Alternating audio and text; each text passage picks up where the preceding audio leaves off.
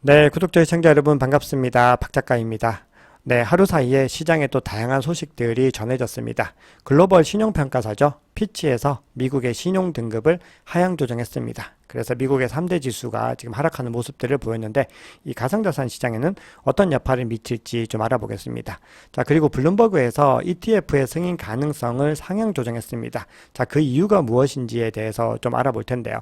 거기에는 참고로 이 SEC 갠슬러의 정치적인 입지가 약화된 부분들도 반영이 됐다라고 언급을 하고 있습니다. 자, 그래서 이번 8월에는 비트코인의 변동성이 약간씩 높아질 조짐을 보이고 있는데요. 이 시장이 어떻게 흘러가게 될지 또 여러 가지 이야기들을 함께 나눠보겠습니다. 자, 오늘 내용이 도움이 되셨다면 구독, 좋아요, 알림 설정, 댓글 정중하게 부탁드립니다. 네, 그럼 미국 3대 지수를 한번 보겠습니다. 자, 지금 나스닥이 2% 이상 하루 사이에 하락을 했고요. 다우지수도 1% 가까이 하락하는 모습들을 보였습니다. 자, 그 이유는 피치가 국가 신용 등급을 내렸기 때문인데요. 자, 그러다 보니까 이제 시장에서 계속해서 강세를 이어왔는데 이 뉴스를 빌미로 해서 차익 실현을 좀 더 적극적으로 해보자. 이런 분위기가 형성이 되었습니다.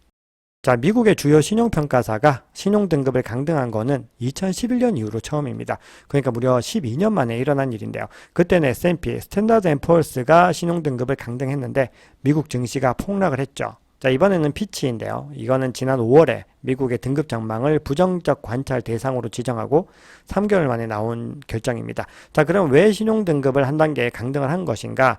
이 향후 3년간 예상되는 미국의 재정 악화, 국가 채무 부담, 그리고 거버넌스의 약화 등을 반영을 했습니다. 자, 그리고 여기에는요, 미국 정치권이 지금 부채 한도 이슈 때문에 막 벼랑 끝 전술을 펼쳤죠. 그것도 이번 등급평가에 반영이 되었습니다. 그러니까 이런 상황들이 지금 단기적으로는 시장에 영향을 미치지 않을 수 있겠지만 3년을 바라봤을 때는 분명히 시장에 악영향을 미칠 수 있다라는 건데요. 자, 그럼에도 불구하고 이 시장에서는요, 이 상황을 그렇게 심각하게 받아들이지는 않는 것 같습니다. 자, 근데 이 부분부터는 조금 조심스럽게 들어주셔야 됩니다. 지금 이거는 월가에서 전반적으로 어떤 분석을 내놓는지에 대해서 제가 객관적인 사실들을 말씀을 드리는 거거든요. 증시에 미치는 영향이 과거 S&P가 미국의 신용등급을 강등했던 때와는 다르다라고 지금 평가를 하고 있는데요. 당시에는 부채 한도 협상이 결렬될 이 위험 때문에 주가가 하루 동안에 4% 이상 하락을 했습니다. 그리고 실제 등급이 강등되었을 때는 하루 만에 6%가 폭락을 했거든요. 그래서 2011년 8월 한 달 동안에 S&P 지수가 무려 15% 폭락을 했습니다. 자, 그런데 이번에는 그런 조짐들은 보이지 않고 있다는 건데요. 그래서 월가 전문가들도 시장에 미친 영향이 제한적일 것이다 라고 예상을 하는데, 자, 조금 더 이제 세부적인 평가들을 보면은 이 투자자들이 이번 강등을 차익 실현의 근거로 쓸 수 있지만 이거는 강한 상승 뒤에 시장 주기에서 나오는 자연스러운 현상이다. 이렇게 얘기를 하고 있습니다. 그리고 이번 이 강등이 미국 경제나 시장에 대한 근본적인 시각을 바꾸지 않는다라고 주장을 하고 있어요. 자, 그리고 지금 시장에서는 골디락스 연착륙 얘기가 나오죠.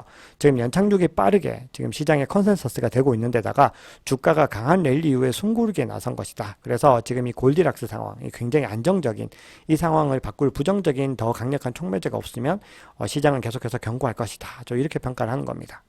자, 또 이렇게 얘기하는 데는 근거가 있는데요. 지금 미국 국채 시장이 굉장히 잠잠합니다. 10년물 국채 금리가 전날보다 5bp가량 올라서 지금 거래가 되고 있고요. 2년물 국채 금리는 2bp 하락을 했는데 그럼에도 굉장히 좀 높은 수준을 지금 유지를 하고 있다는 거예요. 지금 이 수준에 유지를 하고 있다는 거거든요. 그래서 미국의 신용 등급이 지금 떨어졌다라는 거는 미국의 어떤 국채 어떤 가치들도 떨어져야 되는 건데 그렇게 보이지 않는다라는 거죠. 그래서 지금 달러 인덱스도요. 지금 피치의 강등 소식이 전해지자마자 하락을 했는데 바로 좀 반등을 했습니다. 그래서 비트코인에게는 지금 호재로 작용을 하지 못한 거죠. 자, 거기다 어제 중요한 또 고용지표가 하나 발표가 됐는데요. ADP사에서 발표하는 비농업 부분 고용 변화를 보면은 지금 전월보다는 좀 큰 폭으로 줄어들었습니다. 근데 또 예상치는 크게 상회하는 모습이었어요. 그래서 32만 4천 명이 지금 민간 부분 고용에서 증가를 했다는 겁니다. 그래서 고용이 견고하다는 시그널이 나오는데 지금 어떤 발표되는 고용지표에서도 고용이 위험하다라는 시그널을 전혀 주지 않고 있다는 거죠. 그렇기 때문에 지금 이 시장에서는 계속해서 경제가 견고하다라고 해석을 하게 되는 겁니다. 자, 그래서 이제 남은 목 금요일에는 또 중요한 지표들이 많이 발표된다고 말씀드렸죠. 금요일에 또 주목을 해야 되는 고용 지표들도 있고, 그리고 목요일에는 실적 발표가 있는데 지금 애플, 아마존은 이 나스닥에서 그리고 미국 전체에서 제일 큰 형님들이잖아요. 근데 지금 기업들이 실적 발표가 이미 중반을 넘었는데 실적 발표한 기업의 82%가 예상치를 웃도는 순이익을 내놨습니다. 그래서 지금 미국의 경제가 견고하다라는 신호들은 계속 지금 반복이 돼서 나오고 있습니다. 그래서 9월에 금리를 동결할 것이다 라는 전망은 여전히 80% 이상을 유지하고 있습니다. 신용등급 강등 여파를 소개해 드리느라고 거시경제 얘기가 평소보다 조금 길었는데요. 자, 비트코인 차트부터 이제 보겠습니다. 자, 지금 비트코인 보시면은 무빙이 굉장히 컸습니다. 저희 보시면은 30K를 일시적으로 뚫었다가 29K 밑으로 하회됐다가 결국은 지금 촬영 시점 기준으로는 29.1K인데요. 29K를 겨우 지금 이제 머물고 있는 거죠. 자, 이 가격 무빙은 좀 여러 가지 의미가 있는데, 자, 이렇게 가격이 30K를 뚫었던 거는 미국의 신용등급이 이제 우선 하향 조정이 됐기 때문이죠. 그렇게 되면 달러의 가치가 떨어진다. 라는 거. 달러 인덱스가 하락을 하면 비트코인과 달러 인덱스는 반대로 움직입니다. 그렇기 때문에 지금 가치가 상승을 할 수 있었고, 거기다가 지금 마이클 세일러 형님이 마이크로 스트래티지가 비트코인을 또 대량으로 매입을 하겠다라고 지금 발표를 했죠. 거기다가 지금 연준의 금리 동결 기대감까지 하면서 뭔가 지금 뚫고 올라갈 것 같은 분위기를 연출을 했는데, 이제 결국은 그 여파들이 오래가지 못하고 이 모멘텀이 상실되면서 중요한 저항 구간이죠. 30K 그리고 29.5K가 굉장히 또 중요한 저항 구간이잖아요. 거기를 뚫지 못하고 내려왔습니다.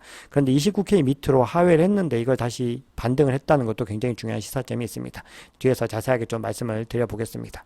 자, 그래서 어제 비트코인 가격은 1.6% 하락을 했고요. 이더리움은 1.75%, 그리고 그 외에 나머지 알트코인들도 굉장히 크게 하락을 했습니다. 자, 그리고 라이트코인이 지금 반감기가 딱 이제 도래를 해서 지금 공급량이 줄어들었습니다. 그런데 가격이 크게 하락을 했는데요. 자, 이후에 라이트코인의 어떤 반감기 효과들은 제가 틈틈이 전해드리도록 하겠습니다.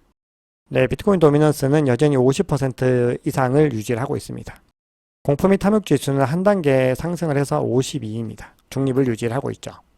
네, 그러면 CVD 차트를 좀 보시겠습니다. 자, 파이어 차트에서 꽤 큰 변화가 하나 생겼는데요. 자, 지금 보시면은 지금 매수벽부터 보시면 28.5K에 지금 굉장히 뚜렷하게 형성이 되고 있고, 그리고 그 28K 하단으로도 뚜렷하게 형성이 지금 되는 모습들을 보이고 있습니다. 그래서 지금 28.5K를 근방으로 해서 이렇게 매수벽이 생겼다는 건 이 구간이 지지선 역할을 하는 거고, 어제도 29K 밑으로 하회를 했지만 바로 반등을 하고 올라가는 모습을 보였죠. 자, 그런데 이제 문제는 이제 그 상단에 있는 매도벽인데요. 지금 29.5K에 있던 매도벽은 이제 보이지 않습니다. 그래서 이제 다시 한 번 더 리테스트를 하게 되면은 이 구간을 뚫고 올라갈 수 있는데, 문제는 30K에서의 매도벽이 굉장히 두터워졌습니다. 사실상 최고 단계로 지금 두터워지는 모습들을 보이고 있습니다. 그래서 여기서 이제 매도 세력들, 곰 세력들이 굉장히 강하게 막고 있다는 거기 때문에 이 구간을 뚫고 올라가는 것이 굉장히 중요한 과제로 지금 작용을 하게 되었고요. 자, 그리고 30.5K와 30.5K 그 윗단에도 조금씩 매도벽이 생기고 있는데, 31K에서도 여전히 꽤 두꺼운 매도벽이 유지가 되고 있습니다. 자, 그럼 고래들의 움직임을 한번 보시면요. 가장 큰 규모의 갈색 고래는 자, 이 구간부터 조금씩 매입을 했고요. 자, 그래서 가격이 상승하는데 일조를 했는데, 자, 이 구간부터는 이제 홀딩을 하고 있습니다. 그 사이에 계속해서 지금 가격에 어떤 영향을 줬었던 이 녹색 고래는 많은 물량을 던지는 모습들을 지금 보이고 있죠. 자, 근데 이 구간에서 살짝 지금 고개를 들고 있는데, 그거는 두 번째로 큰 규모의 고래인 이 보라색 고래가 또 시장에 약간 발을 들이고 있는 걸 볼 수가 있습니다. 그래서 향후에 이 보라색 고래와 가장 큰 갈색 고래, 이 두 고래가 어떤 모습을 보일지에 대해서 조금 더 주목을 해봐야 될 것 같습니다. 자, 그러면 이제 시장에 대해서 조금 더 본격적인 이야기를 해보겠습니다. 자, 지금 시장이 어느 방향으로 흘러갈지, 가격대가 어디로 갈지에 대해서 전문가들 사이에서도 찬반이 좀 엇갈리고 있어요. 의견이 갈리는데, 일단 온체인 지표상으로만 봤을 때는 강세장 초입입니다. 제가 늘 주장을 하고 있는 거죠. 저는 강세장 초입이라고 당연히 보고 있는데, 단기적으로 봤을 때는 최악의 경우에 2만 달러까지도 조정이 가능하다라는 전망들도 나오고 있어요. 그래서 이 구간에서 지금 어느 쪽으로 이제 추세들이 흘러가게 될지가 굉장히 좀 중요하게 작용을 하고 있는데요. 자, 지금까지는 이제 온체인 데이터들을 먼저 쭉 보여드리고 기사를 보여드렸는데, 이제 구성을 조금 바꿨습니다. 온체인 데이터와 중요한 이슈들을 같이 좀 전해드리려고 합니다. 왜냐하면 우리 시청자 여러분들께서 조금 더 흥미진진하게 영상을 또 보실 수 있도록 제가 또 늘 굉장히 고심하고 있는데요. 자, 한번 전반적인 상황들을 여러 가지 지표와 좀 융합을 해서 한번 보도록 하겠습니다. 자, 지금 이 온체인 차트는요, 순환하는 비트코인의 공급량의 지금 55%가 거의 지금 전혀 움직이지 않고 2년 동안 요지부동하게 있다라는 걸 보여주는 차트거든요.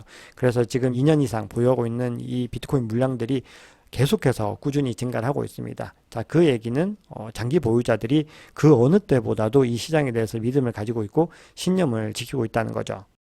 자, 그러다 보니까 지금 이 시장의 가격 변동성이 전혀 생기지 않고 있는 겁니다. 유동성도 굉장히 떨어지는 거죠.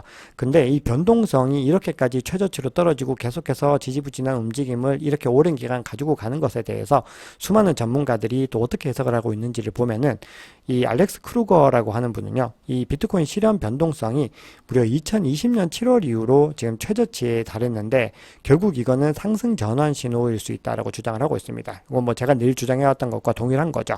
그래서 지금까지 과거 사례를 보면은 2015년 이후로 비트코인 실현 변동성이 25% 이하를 기록한 적이 딱 10번 있었는데 이 대부분의 경우에서는 비트코인이 어디로 전환이 됐다? 바로 상승세로 전환이 됐다라는 겁니다. 자, 그래서 과거 데이터들, 과거의 사이클로 대비를 했을 때 비트코인은 이번에도 상승할 가능성이 높다라고 주장을 합니다. 자, 그리고 이제 경기 침체가 이제 하반기에 오게 되면은 이 시장이 무너질 것이다라는 이 무서운 경고들을 계속해서 해왔던 분이 있는데 블룸버그의 분석가인 마이크 맥글로운이라는 분입니다. 저희 채널에서 많이 소개해드렸던 분이죠. 자, 이 사람도 비트코인의 180일 변동성이 8월 초에 지금 46%로 역사상 최저치를 기록을 했는데 이렇게 가격 변동성이 하락을 해서 최저치까지 떨어졌다는 거는 결국은 코인이 강세 추세로 전환될 가능성이 더 높은 것이다 라고 해석을 하고 있습니다. 그래서 비트코인이 이렇게 변동성이 낮다는 거는 비트코인이 다른 자산들보다 더 주류가 됐고 투기성도 덜해진 것이다 라고 얘기를 합니다. 그래서 이 코인의 가치 자체가 더 높아지고 있다라는 건데요.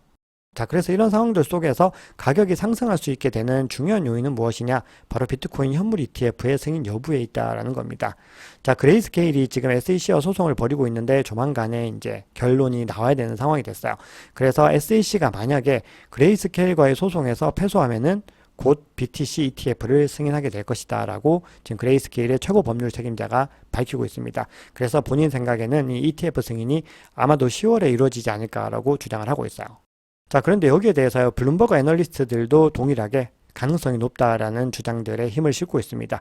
자, 블룸버그 애널리스트 에릭 발추나스와 제임스 세이파트라는 분이 있는데 이 두 사람이 이 디지털 자산들의 어떤 담당 애널리스트입니다. 근데 이 사람들 어떻게 얘기를 하냐 하면은 비트코인 현물 ETF 올해 출시 확률은 지금 65%로 상승을 했다는 거예요. 근데 이전에는 50% 정도로 봤거든요. 근데 무려 15%를 더 상향 조정을 한 겁니다. 자, 그래서 거기에는 여러 가지 지금 일련의 사태들이 반영이 됐다라고 주장을 하는데 그럼 이 일련의 사태들은 무엇을 의미하는 것인가를 살펴보면은 우선 첫 번째로 얘기를 하는 거는 게리 갠슬러 위원장이 지난주에 블룸버그와 인터뷰를 했는데 굉장히 본인이 정치적 입지가 줄어든 걸 스스로 밝혔다는 거예요. 뭐라고 얘기를 했냐면 내 자신의 역할은 아주 크지 않다. 이런 식으로 발언을 하면서 나는 5명의 SEC 위원 가운데 한 명일 뿐이야 라는 말을 합니다. 지금까지 실컷 칼춤을 췄는데 갑자기 이렇게 쪼그라든 모습을 보였다는 거거든요. 그거는 아마도 지금 계속해서 본인의 작전들이 실패를 하고 있고 리플과의 판결에서도 사실상 패소를 했고 그리고 블랙락도 갑자기 등판을 해서 ETF 신청해줘 이렇게 나오니까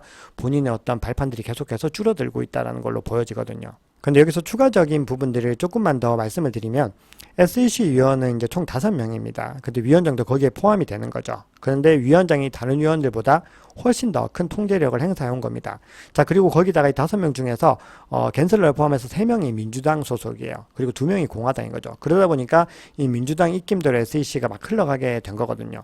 근데 지금 이 상황에서 민주당 성향 위원 중에서 한 명만 어떤 방향성을 바꿔도 지금 완전히 지금 결정들이 뒤바뀌게 되죠. 왜냐하면 또 3대2로 이제 반대가 되는 거잖아요. 그렇기 때문에 지금 갠슬러의 반암호화폐 정책이 정치적인 부분에서 별로 호소력이 없기 때문에 뭔가 이 SEC 위원들 사이에서도 어떤 입김의 변화들이 생겨날 수 있다라는 거거든요.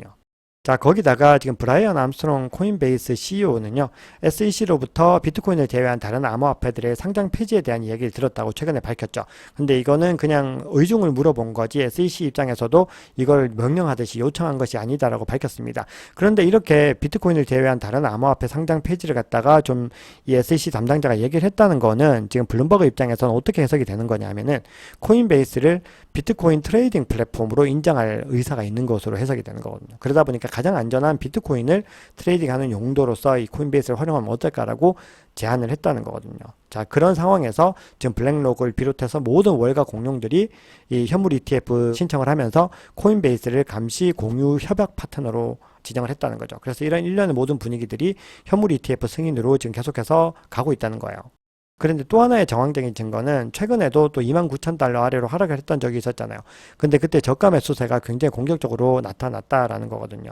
그 얘기는 이 투자자들이 최근에 이하로 내려갔을 때 빨리 비트코인을 주워 담았다는 거는 미국에서 비트코인 현물 ETF가 승인될 것이라는 기대 속에서 이 대규모 기관 투자자들, 이 바이어들이 비트코인을 축적하고 있다라는 신호이다. 자, 이렇게 해석을 하고 있습니다. 자, 그래서 요거는 하나의 가능성입니다. 이 예측을요, 지금 정확하게 한다는 건 굉장히 무리가 있는 거죠. 거기다가 말씀드렸다시피 그레이스케일 소송 결과도 봐야 되는 거기 때문에 분명히 제한되는 부분들이 있지만 어쨌든 블랙락이라는 공룡이 등판을 했고 현재 정황적인 분위기는 뭔가 긍정적인 기류가 흐르고 있다. 자, 이렇게 보시는 게 좋을 것 같습니다. 자, 그래서 8월에 들어서 계속해서 지금 볼륨들이 좀 증가하고 있는 모습들을 보이고 있습니다. 거래량이 늘어나고 있으면서 좀 긍정적인 기류에 힘을 보태고 있죠. 그리고 지금 레피트 코인의 지금 온체인 거래량이 갑자기 크게 늘어나는 모습들을 보이고 있습니다. 그래서 지금 거래소 공급도 좀 역대급으로 지금 감소하는 모습들을 보이고 있어요. 자, 여기에 대해서도 이 기관들은 뭔가 어떤 변화의 조짐이다라고 얘기를 하고 있는데요. 이 레피트 코인은 이 비트코인을 래핑했다는 거죠. 비트코인을 이더리움 블록체인에 연결할 수 있도록 사용하는 표준화 토큰입니다. 왜냐하면 이 비트코인의 시가총액이 가장 큰데 이걸 이더리움 네트워크에서 바로 활용할 수 없기 때문에 레피트 코인을 활용하는 거거든요. 자, 그래서 이거는 결국은 비트코인의 가격을 추정을 합니다. 그래서 레피트코인의 온체인 거래량이 늘어나고 가격이 상승하면은 요거는 비트코인의 가격 상승으로도 연결될 가능성이 높죠. 그리고 레피트코인은 이 디파이에서 널리 사용되는 또 토큰이기도 합니다. 자, 그런데 그럼에도요, 제가 좀 조심스러운 부분은 지금 이 영상을 보시고 또 비트코인 현물 ETF가 완전히 승인이 될 거다라고 확정적으로 보시면 안 된다는 거거든요. 자, 블룸버그에서 65%로 상향 조정을 했죠. 그래서 아직 70이나 80%까지 가지 못했다라는 겁니다. 그래서 가능성이 더 높아졌다라는 거지 확정적이지 않다라는 걸 주의하시고 거기에 따라서 본인들의 또 투자 전략들을 세우셔야 됩니다. 자, 그리고 비트코인은 단기적인 또 변수들도 많이 존재합니다. 특히 지금 단기적으로 중요한 이슈는 최근에 채굴자들의 매도에 대한 부분들이 있었는데 그 외에도 미국 정부가 또 계속해서 매도하는 모습들을 보여주고 있거든요. 자, 그래서 미국 정부의 BTC 어떤 계좌의 물량들이 계속해서 줄어들고 있다는 겁니다. 그래서 이거를 6월 달과 7월 달에 계속해서 지금 물량들을 내보냈다는 거거든요. 자, 요건 온체인 이동으로도 파악을 할 수 있는 부분들인데요. 미국 정부가 지난 7월 3일에도 9,861 BTC를 판매를 했다고 합니다. 그리고 6월 달에도 판매를 했고, 그리고 비슷한 규모로 올해 2차례 정도 더 추가로 매각할 걸로 전망을 하고 있습니다. 그래서 미국 정부가 계속 내놓을 때마다 가격이 흔들리게 되죠. 그리고 이 흐름을 보면은 비트코인 가격이 지금 하락하는 추세들과 좀 맞닿아 있거든요. 그래서 결국은 대규모 매도 물량이 나오는 거는 단기적으로 낙자로 작용을 한다는 겁니다. 그런데 결국 이 물량들이 또 어떻게 될까요? 장기 보유자들과 다른 투자자들에 의해서 계속 소화가 되기 때문에 단기적인 악재로는 작용하지 않는다라는 점입니다. 자, 그러면 중요한 기사 몇 가지를 소개해드리고 기술적인 분석들을 하나 소개해드리면서 이번 영상 마무리하겠습니다. 자, 코인데스크가요, 올 초에 이 바이낸스 US가 폐업을 추진했었다라는 뉴스를 내보냈습니다. 그래서 지금 굉장히 이 시장이 뜨거웠는데 여기에 대해서 창펑자우가 말도 안 되는 소리다, 이거는 굉장히 악랄한 퍼드다라고 포스팅을 했습니다. 자, 그런데 지금 바이낸스가 굉장히 좀 위기 상황이다라는 얘기들이 많이 나오고 있죠. 수년 동안 바이낸스의 뱅크런, 파산 위험들을 수백 번도 더 들었지만 사용자의 잔고는 항상 다른 이야기를 들려준다라고 지금 주기현 크립토컨트 대표가 얘기를 하고 있습니다. 지금 보시면은 계좌에서 이 물량은 계속해서 오히려 장기적으로는 늘어나고 있는 분위기를 보이고 있죠.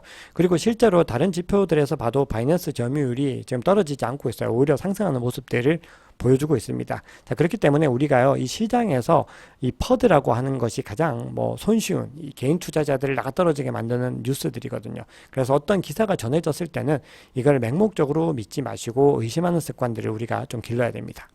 자, 어제도 전해드렸는데 많은 기관들, 무려 6개의 기관이 이더리움 선물 ETF를 승인 신청했다라고 말씀드렸죠.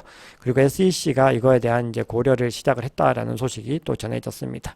자, 이렇게 하나씩 투자 상품들이 생겨나게 되면요, 이 시장의 어떤 규모들이 계속해서 커지는 효과들, 그리고 신규 자본이 계속해서 유입되는 효과들이 나오게 됩니다. 자, 그러면 리플 관련해서 몇 가지 소식을 전해드리겠습니다. 리플랩스 공동대표인이 모니카 롱이요, 미국의 비즈니스를 더 확대하겠다라는 계획을 발표를 했습니다. 자, 그러면서 영국과 유럽, 싱가포르, 두바이 같은 명확한 프레임워크와 규제를 제공하는 곳에서의 어떤 확대도 더 계속해서 추진하겠다라고 얘기를 했습니다. 그 중에서도 이 핀테크 핵심 허브인 영국의 경우 런던 사무소 규모를 2배 이상 확대했다라고 얘기를 했는데요. SEC 게리 겐슬러의 입지가 약화되니까 이 리플에서 더 적극적인 공세에 나서고 있습니다. 네, 우리 블레드 갈링하우스 빵형이 본인 트위터를 통해서 어떤 또 공격을 했는데요.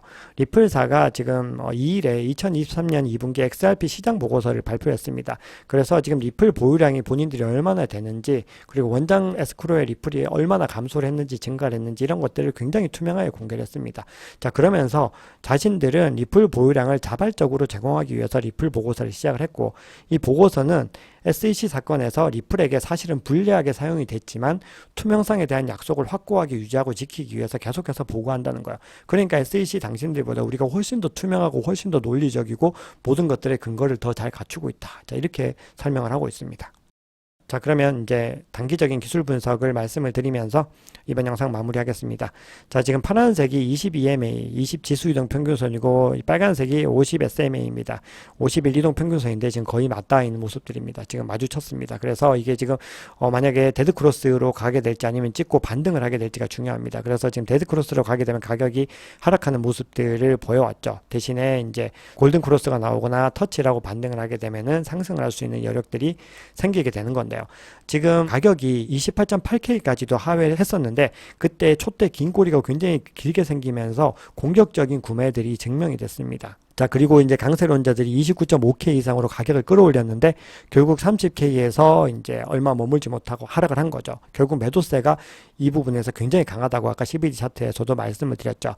그래서 지금 이 상황 자체가 22MA가 평평해지고 지금 데드크로스에 가깝게 있고 지금 RSI 같은 경우도 중간점 아래에 있기 때문에 단기적으로는 지금 어떤 좁은 밴드들을 형성할 가능성이 높아졌습니다. 그래서 이 범위의 경계는 상단으로는 30K이고 아래쪽으로는 28.5K 정도가 될 가능성이 높다라고 얘기를 하고 있습니다. 그래서 가격이 여기서 힘을 내서 과감하게 30K를 뚫고 올라가서 지지를 받을 수 있으면 31K 그리고 32.4K까지 갈 수 있고요. 만약에 이게 또 힘을 얻지 못하고 하락을 하게 되면은 28.5K 달러 미만으로도 균열이 일어나서 27.5K 그리고 26K까지는 상황상으로는 여전히 열려 있다는 겁니다. 근데 이거는 지금 아까 말씀드렸던 여러 가지 호재들이나 어떤 시장의 상황에 의해서 매수 매도세가 어떤 쪽으로 더 힘이 기울게 되는지에 따라서 달라질 것이기 때문에 우리가 시장을 계속해서 지켜봐야 된다는 겁니다. 자, 오늘 준비한 이야기는 여기까지입니다. 오늘 내용이 도움이 되셨다면 구독, 좋아요, 알림 설정, 댓글 정중히 부탁드립니다.